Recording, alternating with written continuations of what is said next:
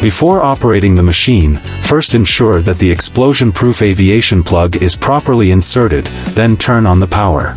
The power supply typically uses 220V. After turning on the power, connect the air hose, which is currently 12 mm in diameter. Once the power and air supply are connected, check whether the air pressure gauge is functioning properly.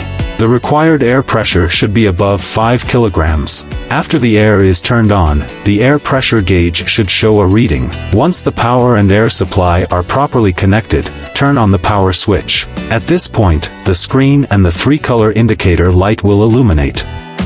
Wait for a moment, and the startup page will appear. Touch the screen to enter the main interface. Then, check whether the emergency stop button has been pressed. If it has been pressed, an alarm will sound. Rotate the emergency stop button to reset it, then press the reset button. The machine will return to its initial state.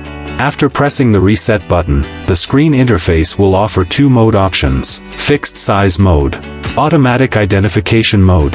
Additionally, there are 3 types of winding methods to choose from: single layer winding, double layer winding, and full winding. Choose the appropriate winding method according to the actual production requirements. Once the mode is selected, press the start button, and the conveyor line will begin operating. The products can then be placed. Please note, the second box can only be placed after the first box is lifted.